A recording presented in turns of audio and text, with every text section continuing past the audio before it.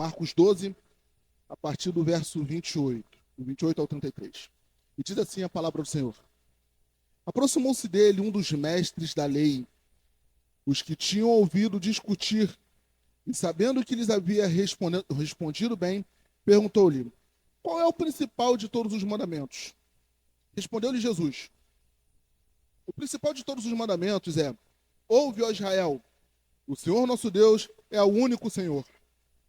Amará o Senhor teu Deus de todo o teu coração, de toda a tua alma e de todo o teu entendimento e de todas as tuas forças. E o segundo é, amarás o teu próximo como a ti mesmo. Não há outro mandamento maior do que estes. Respondeu o mestre da lei, muito bem, mestre. E com verdade disseste isso. Com verdade disseste que há um só Deus e que não há outro além dele. Amá-lo de todo o coração, de todo entendimento, de toda a tua alma, de todas as tuas forças, e amar o próximo como a si mesmo, excede a todos os holocaustos e sacrifícios. Vendo Jesus que ele havia respondido sabiamente, disse-lhe, não está longe do reino de Deus. E já ninguém mais ousava perguntar-lhe nada. Somente até aí os irmãos podem se assentar. Não estás longe do reino de Deus. Palavras ditas por Jesus para uma pessoa que demonstrou conhecimento da palavra e uma boa retórica diante de Jesus. Sem sombra de dúvidas, este homem deixou a todos sem palavras por conta de sua resposta. Afinal de contas, havia uma discussão ali entre Jesus e os mestres da lei, havia uma multidão ali naquele lugar. Mas ainda, Jesus deu uma resposta dotada de um elogio a este homem. Será que ele se comparou a Jesus em nível de sabedoria? Bom, obviamente a palavra bíblica a passagem bíblica não fala sobre isso. Mas há algo que pode ser bem intrigante depois da resposta desse homem e a de Jesus, que veio logo em seguida. O silêncio de todos ao redor. E é engraçado que no meio dessa guerra de narrativas, no meio dessa disputa retórica, no meio dessa disputa pela última palavra, quando a gente fala retórica significa discurso. Então, no meio de uma disputa de discursos, digamos assim, Jesus deu uma resposta arrebatadora, onde ele resumiu toda a lei de Moisés em 2 frases, e o homem deu uma outra resposta arrebatadora, dizendo, olha, muito bem, Senhor, muito bem, falaste com verdade, porque só temos um Deus, e amar a Deus de todo o coração e amar o próximo como a ti mesmo, isso excede a todos os holocaustos, excede a todos os sacrifícios. E é a grande verdade, porque no final das contas, o amar a Deus sobre todas as coisas e amar o próximo como a si mesmo não foi algo que necessariamente Jesus inventou naquele período, mas sim isso já havia na lei de Moisés. Então, no final das contas, o que Jesus quis dizer é que toda a lei convergia em 2 partes: amar a Deus sobre todas as coisas e amar ao próximo como a si mesmo. Mas a gente não vai ficar necessariamente preso a essa mensagem que Jesus passou para nós. Mas vamos nos prender ao final, que foi Jesus respondendo para ele: não estás longe do reino de Deus. Esse até parecia ser um feedback legal. Afinal de contas, não estás longe do reino de Deus significa mais ou menos isso. Você entendeu o que eu quis dizer. Você captou a mensagem? Está indo muito bem.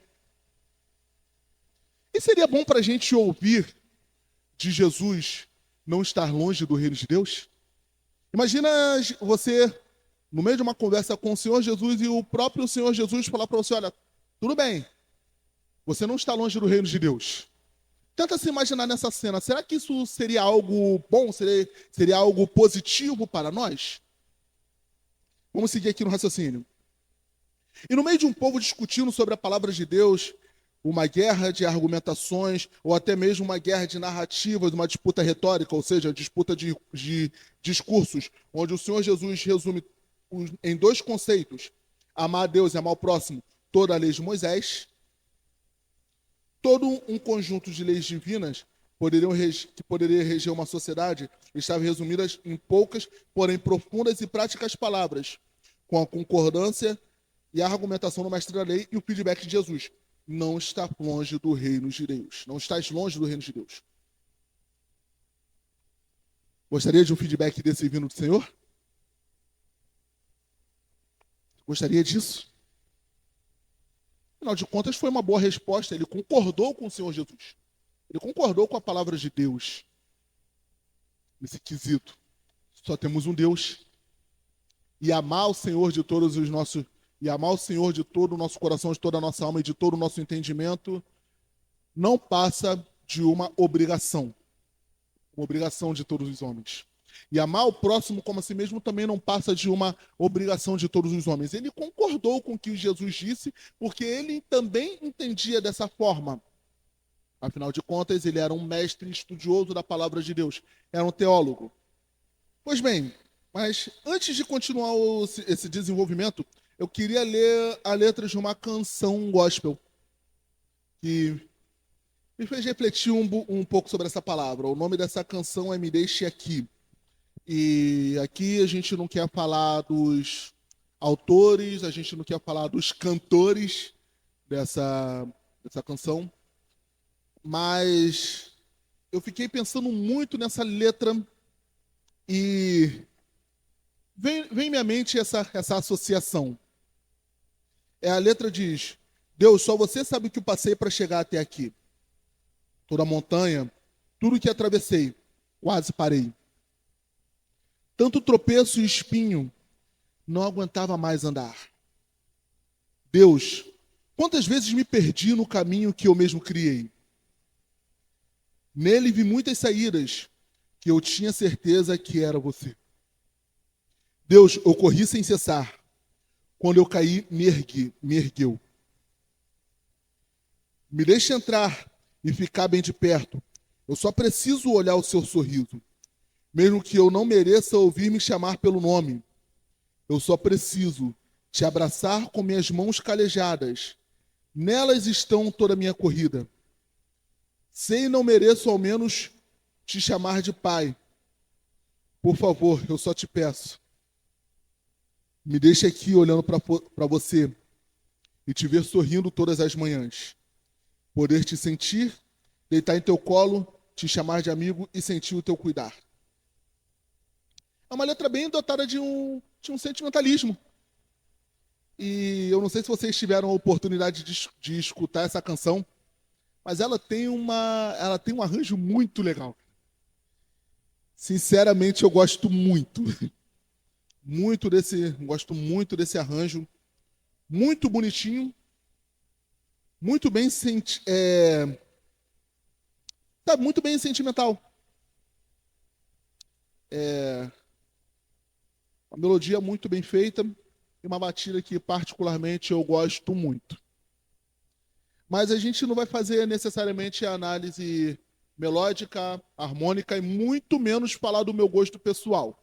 Até porque depois que eu fui meditar sobre essa letra, fiquei um pouquinho com o pé atrás sobre isso.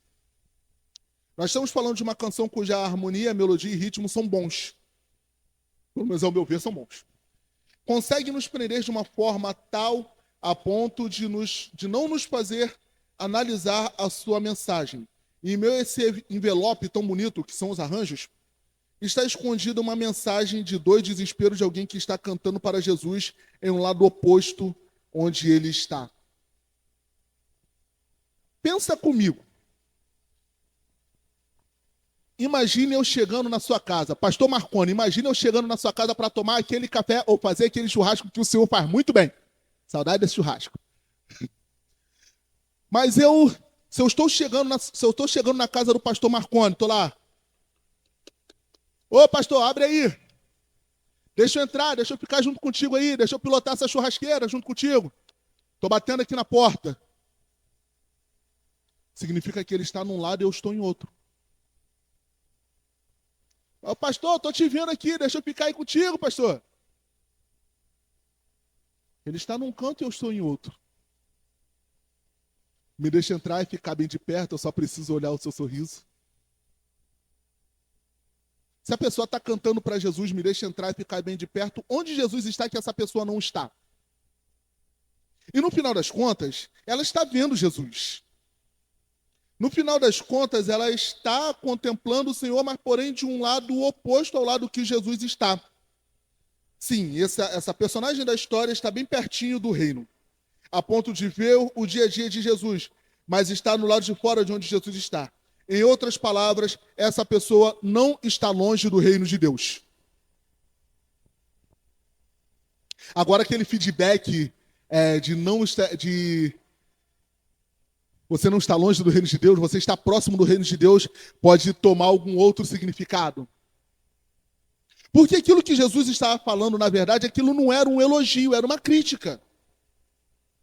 Aquilo que Jesus estava falando para a pessoa não significava que ele estava indo muito bem, não significava que Jesus simplesmente gostou da resposta. Mas o que acontecia? Olha, você entendeu. Você não está longe do reino de Deus. Por que não seguir? Você ainda não entendeu que eu sou o Cristo? Foi isso que Jesus estava dizendo para aquele mestre da lei, aquele teólogo. No final das contas, o teólogo, achando que deu uma resposta lacradora para Jesus, como a gente costuma dizer, na verdade, ele tomou uma invertida. Na linguagem da internet também.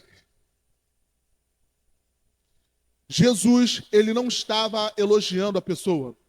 Estar perto do reino de Deus não significa que você está indo necessariamente bem. Podemos ver, inclusive, que em muitos evangelismos que a gente participa, pessoas que possuem um bom entendimento bíblico, uma boa retórica, falam bonito. Muitas pessoas possuem capacidade de memorização de versículos, possuem reconhecimento de eclesiástico, ou até mesmo curiosos que se interessam pela Bíblia, mas sem perceber, podem se encontrar na mesma condição no mestre da lei. E no Projeto Amor, no qual a gente fazia parte, haviam muitos moradores de rua, no qual quando a gente chegava a falar para eles, eles diziam, eu sou um presbítero, eu sou um pastor, olha, eu sou um evangelista que nem você. O que você está fazendo aqui, eu fazia. Eu fazia. E olha, vou te dizer mais, a gente precisa de pessoas igual vocês pregando a palavra de Deus. Poxa, legal, e você quer se converter a Jesus, você quer voltar para o caminho de Jesus? Depois, em um outro momento, eu vou voltar. Vocês estão entendendo essa situação? Mas e quando os próximos do reino de Deus somos nós? Porque no fim das contas, muitas vezes a gente reconhece a palavra de Deus, muitas vezes a gente reconhece o nosso estado de miséria, muitas vezes a gente reconhece que o Senhor nos chamou de maneira específica para uma grande obra, e quando a gente é apertado e o Senhor fala, então, já que você entendeu, vamos lá? Estou indo, Senhor. Devagarzinho estou indo. Amém, Senhor? Tudo no tempo de Deus. Tudo no seu tempo, Senhor. Ah, mas o seu tempo não é o meu. E o seu tempo não é o meu, então o Senhor sabe das coisas melhor do que eu, e agora acho que não é o meu momento. Sabe uma coisa? Às vezes a gente pode estar vivendo próximos do reino de Deus, mas não no reino de Deus. E há uma diferença brutal com relação a isso. Vamos ver essa diferença? Atos 10. Vamos falar do centurião Cornélio. Atos 10, do 1 ao 7. Vamos ler assim para ganhar um pouco mais de tempo. Havia em Cesareia um homem chamado Cornélio, centurião da corte conhecida como italiana. Centurião, chefe de 100. Isso é aprendido numa pregação do pastor Júlio. Enfim, ele era piedoso, temente a Deus. Com toda a sua família, dava muitas esmolas ao povo e continuamente orava a Deus. Esse homem, quase às 3 horas da tarde, viu claramente numa visão um anjo de Deus que se aproximava dele e dizia: Cornélio. Cornélio, muito atemorizado, olhou para ele e perguntou: O que é, Senhor? Respondeu-lhe o anjo: As tuas orações e as suas esmolas têm subido à memória diante de Deus, para a memória diante de Deus. Agora envia, pois, homens a Jope.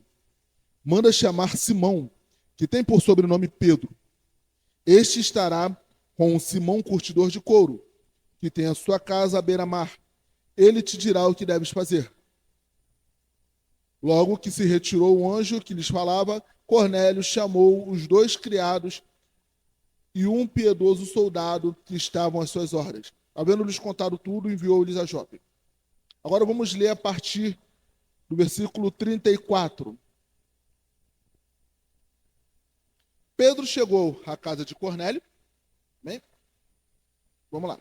Abrindo a boca, disse: Na verdade, reconheço que Deus não faz acepção de pessoas, mas que ele é agradável àquele que em qualquer nação o teme e faz o que é justo.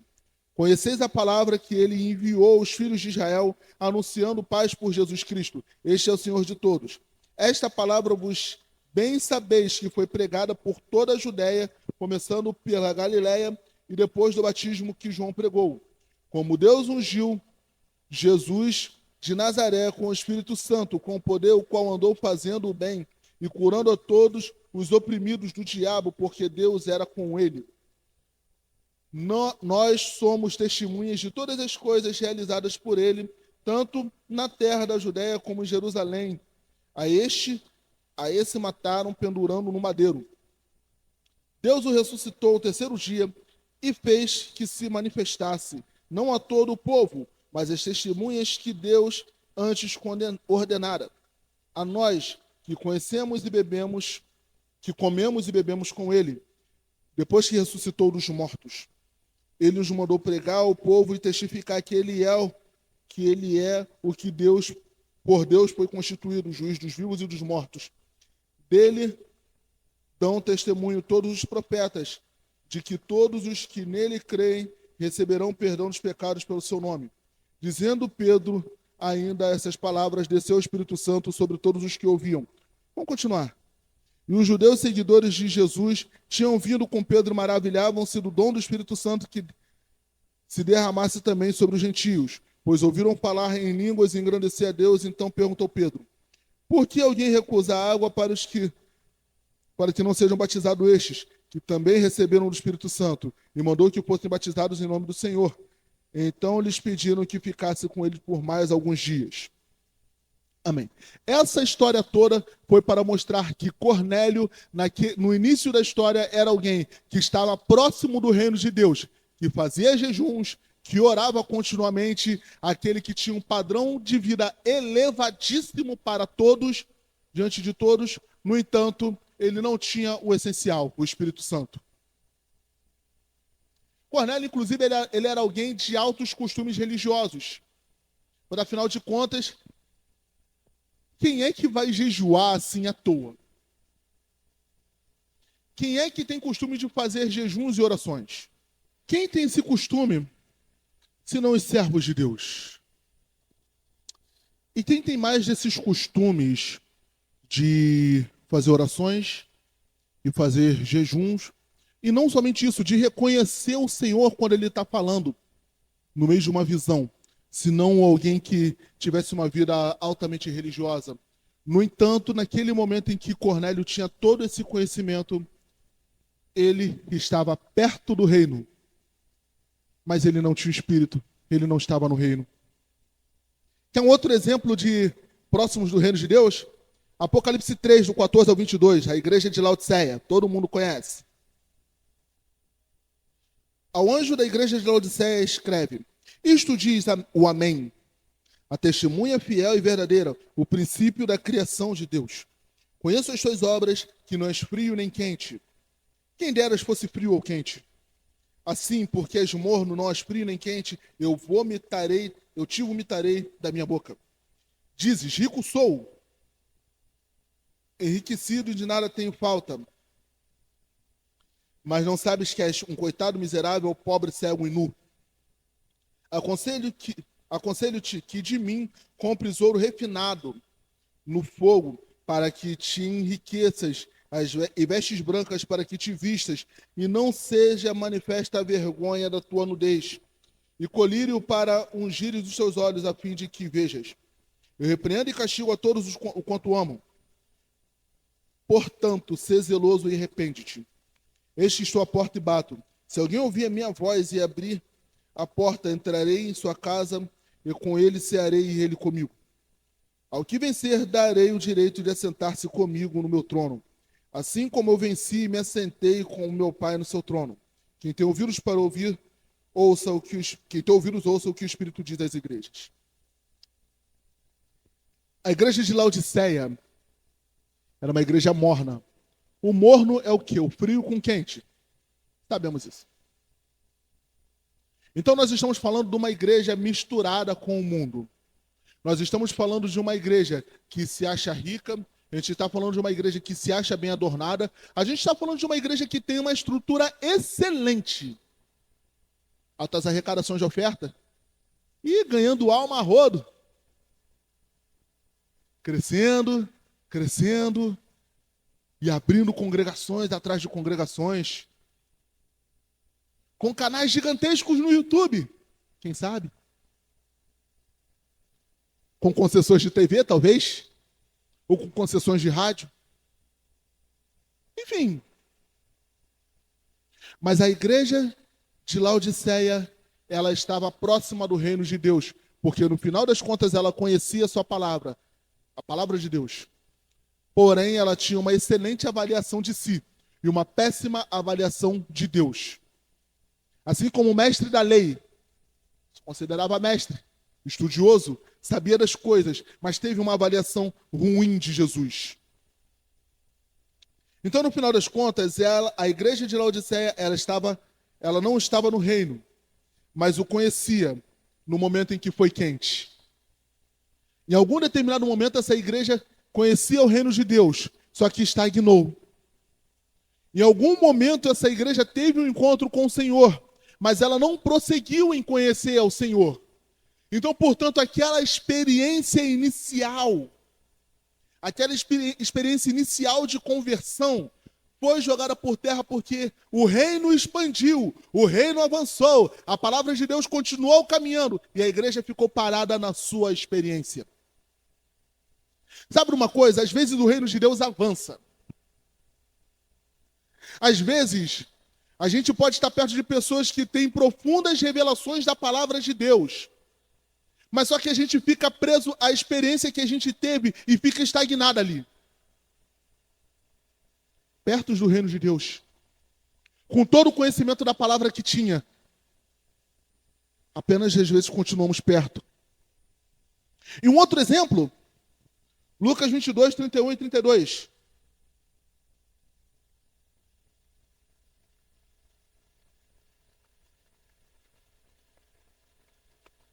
Vamos falar de Pedro. Ô, Pedrão.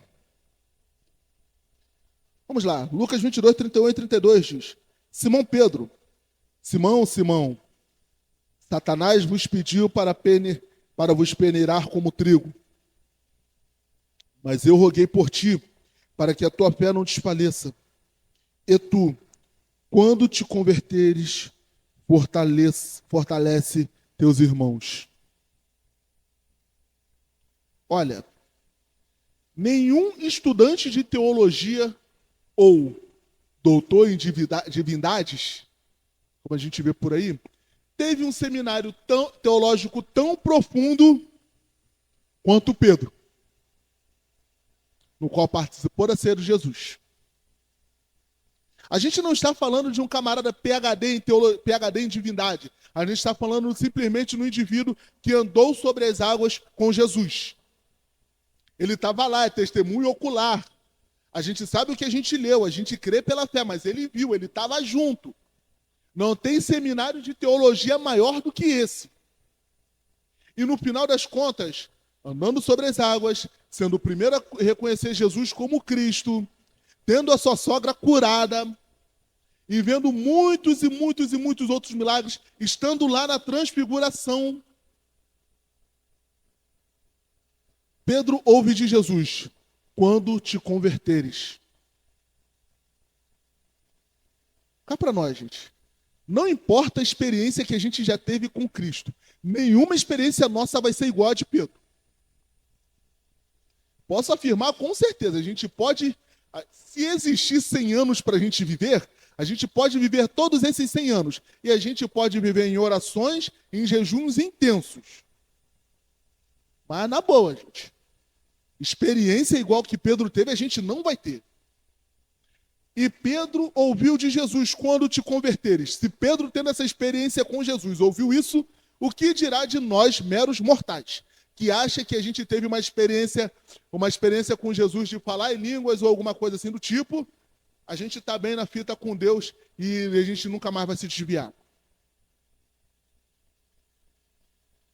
Olha, a experiência de conversão, ela pode te mudar, sabe? Pode mudar, sim. Ela pode mudar você, ela pode fazer de você um novo ser naquele momento. Mas se não prosseguirmos em conhecer a palavra de Deus, nós vamos viver do passado. Nós vamos viver daquela glória do passado. A gente vai estar estocando maná, quando na verdade a palavra viva do céu, ela tem que ser um alimento diário. O maná de ontem é bom? Foi bom. Nos alimentou ontem? Alimentou. Encheu nossa barriguinha? Legal. Nos deu nutrientes? Amém. Mas o maná de ontem foi para ontem.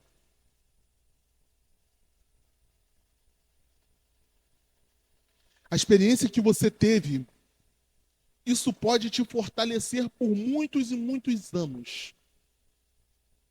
Em determinado momento, quando a gente estiver na nossa caminhada, a gente estiver cansado, a gente pode trazer à memória aquilo que nos traz esperança. E a gente lembra que Deus um dia cuidou de nós no passado, então Ele vai cuidar de nós aqui nesse futuro também. A gente pode lembrar disso e não há problema nenhum. O nosso problema é quando a nossa conversão está simplesmente baseada em uma experiência que a gente teve e a gente vive uma vida sem profundidade com Deus. Pedro estava próximo do reino naquele momento. Pedro estava próximo do reino. E Pedro achou ainda que estava tão dentro do reino que no final das contas ele disse: não, Senhor, por ti eu daria a minha vida. Se for para ir para a prisão contigo, eu vou para a prisão. Se for para morrer contigo, eu vou morrer. 00:59, tamo junto, Senhor, não vou te deixar jamais. 11:59, não vou te deixar jamais. 00:00, não sei, nunca nem vi.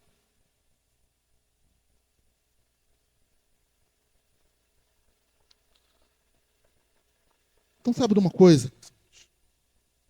O silêncio daqueles espectadores ao redor de Jesus deu a entender de que ninguém ali, inclusive o próprio mestre da lei, conseguiu entender a dimensão do que Jesus estava dizendo para aquela pessoa. O mestre pode ter achado que venceu o debate. A palavra de Deus diz isso? Não, não diz. Isso é uma conjectura, tá bom, gente? Ele pode achar que tinha vencido o debate. Mas, afinal de contas, Jesus concordou. E se você está debatendo com alguém, quando esse oponente concorda ou quando ele muda de ideia, ele concorda contigo, você venceu no argumento.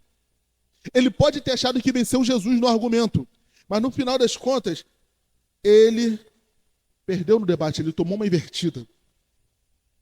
Jesus, ele estava fazendo uma dura chamada ao afirmar que ele estava próximo do reino de Deus, por ter compreendido as Escrituras, mas não estava inserido no reino, pelo fato de que não conseguiu reconhecer, de acordo com a Escritura que ele mesmo estudava, de que Jesus era o Cristo. Às vezes a gente pode estar próximo do reino de Deus, reconhecendo às vezes o nosso papel como servos do Senhor, reconhecendo muitas vezes que esse mundo precisa de uma resposta, e essa resposta é Jesus. Só que essa resposta está dentro de você e não somente dentro do seu pastor.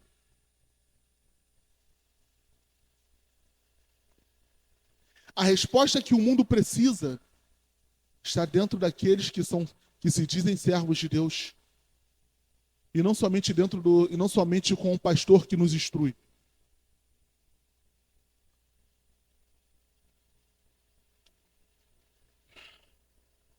Irmãos, concluindo, eu não quero estar próximo do reino de Deus.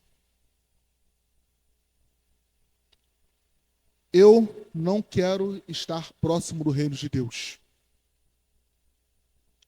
Eu não quero estar no lado de fora da porta batendo, dizendo para Jesus, Jesus, deixa eu entrar, deixa eu ficar aqui bem de perto. Não. Não. Não queira estar próximo do reino de Deus. Não queira achar que o seu conhecimento simplesmente, pura e simplesmente vai salvar você, porque não vai. Não vai. E afinal de contas, a fé sem obras, ela é morta. E se a sua fé não for demonstrada pelas suas obras, é uma fé morta. Não significa que somente o seu trabalho vai te salvar também, não. Mas se a sua vida no reino, se as suas obras, se o seu testemunho não for oriundo da sua fé, ou seja, não vier da sua fé, a gente pode ter uma crença muito boa. A gente pode ter um padrão de moral legal. A gente pode estar de bem com a sociedade.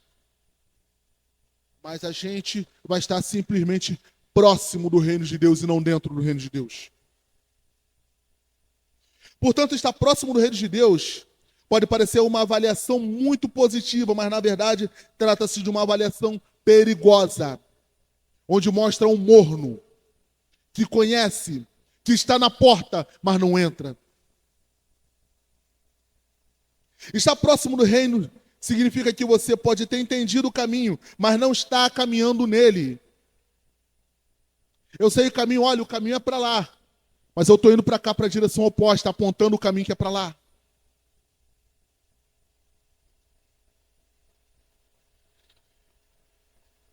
Estar próximo do reino de Deus significa que houve uma compreensão teórica do que é o reino, mas não houve uma compreensão prática, fazendo com que tenhamos o risco de estar simplesmente anestesiado, no estágio de auto-enganação, pois no fim de tudo, a mensagem para ser salvo não é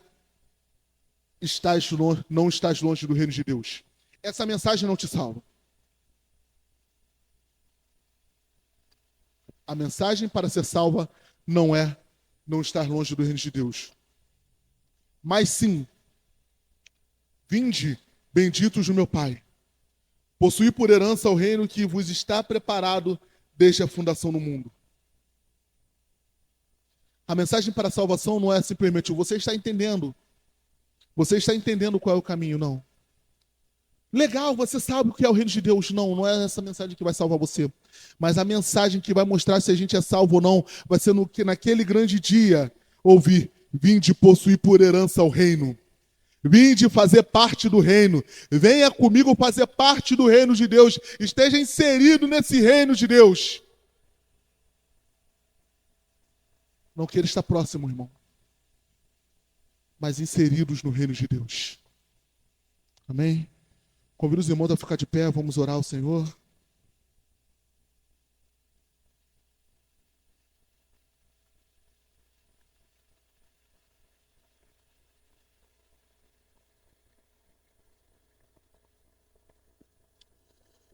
Ah, Senhor amado, nós queremos te louvar e te engrandecer, ó Pai. E te pedir perdão também, ó Deus, porque, Senhor, tantas vezes a gente acha que a gente está bem, a gente não está. Senhor, tantas vezes a gente acha, Pai amado, que a gente conhece, mas na verdade a gente é ignorante. Tantas vezes, Pai amado, a gente acha que o nosso conhecimento bíblico, o nosso conhecimento teórico é algo que vai nos levar para o Senhor, mas Deus, esse conhecimento sem a fé é algo morto. Pai amado, o mestre da lei, o teólogo, estava de frente com Jesus, ele compreendeu, ou talvez até ele compreendia antes de Jesus falar que toda a lei se resumia a amar a Deus e amar o próximo. Ele compreendeu muito bem aquilo que Jesus falou, ele compreendeu muito bem as escrituras no qual o Senhor falou, mas no final das contas, ele não compreendeu que Jesus era o Cristo, e estava ali, face a face, debatendo, conversando, mas querendo vencer o Senhor no debate. Ah, Senhor amado, nós não queremos ser esses. E se a gente está nessa condição próxima do mestre da lei, Senhor amado, eu te peço, ó Pai amado, que o Senhor nos ajude, que o Senhor nos alerte e que o nosso coração não seja endurecido a ponto de ouvir essa palavra e continuar vivendo nessa mesma vida, Senhor.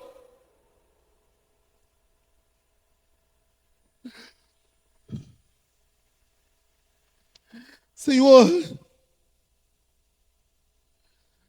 a gente cantou, Pai amado, sobre o Espírito do Senhor hoje, que está aqui e nos ungiu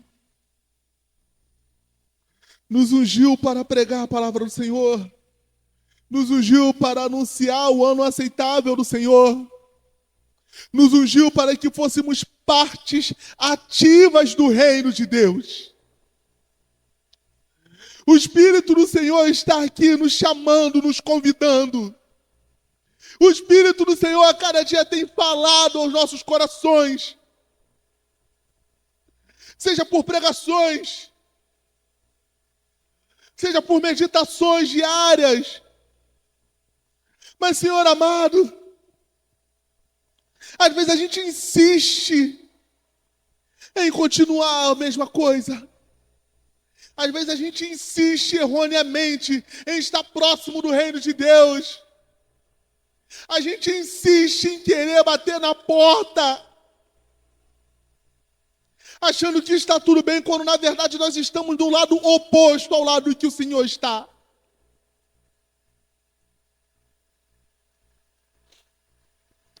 O nosso sentimentalismo não vai nos levar a lugar nenhum. O nosso conhecimento teórico não vai nos levar a lugar nenhum. Pai amado, eu não quero para mim e não quero para os meus irmãos que nós estejamos próximos do reino de Deus. Não, Pai. A gente não pode se conformar em estar perto do reino, mas a gente precisa estar inseridos no reino. Inseridos numa fé com compromisso, ó Deus. Numa fé com compromisso diante do Senhor. O Senhor não nos chamou, ó Pai amado, para vivermos uma relação distante. O Senhor não nos chamou, ó Pai amado, para que a gente vivesse uma vida teórica. O Senhor não convida a humanidade, ó Pai amado, para uma salvação de contos de fadas. O Senhor Deus não é uma filosofia. Jesus não era que nem Platão ou Sócrates. A sabedoria de Jesus está acima de todo e qualquer filósofo, porque afinal de contas, Jesus, o Filho do Deus vivo, que estava com o Pai na criação, foi quem criou o que nós conhecemos como sabedoria. O Senhor criou aquilo que a gente conhece como sabedoria. Antes de todo o conhecimento humano existir, antes de todo o conhecimento, antes de toda a ciência, o Senhor é. O Senhor é. É aquele que fez o mundo por uma só palavra. É aquele que fez do nada tudo existir. É aquele que tem o universo na palma das suas mãos. E com toda a sua grandeza, O Senhor quer habitar em nós por meio do Espírito Santo. E com toda a sua grandeza, o Senhor nos chama para estar perto de ti, juntos no reino do Senhor. E não somente te olhando pela frecha da porta, ou por cima do muro, ou seja lá por onde for.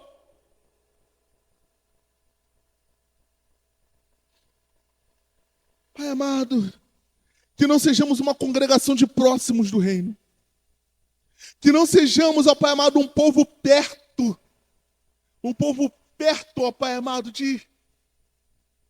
mas um lado oposto. Não, Pai. Mas o Senhor nos chamou para que andássemos em unidade, uns com os outros e todos contigo. Uns com os outros e todos nós contigo. Uns com os outros e todos nós contigo. Sendo um, ó Deus, inseridos no reino que o Senhor tem preparado para nós desde antes da criação do mundo. Pai, que não sejamos conformados, ó Pai, com uma vida medíocre, mas que vivamos em profundidade com o Senhor, Pai. Para que nós possamos viver a boa, perfeita e agradável vontade de Deus. Em nome de Jesus. Amém, Senhor.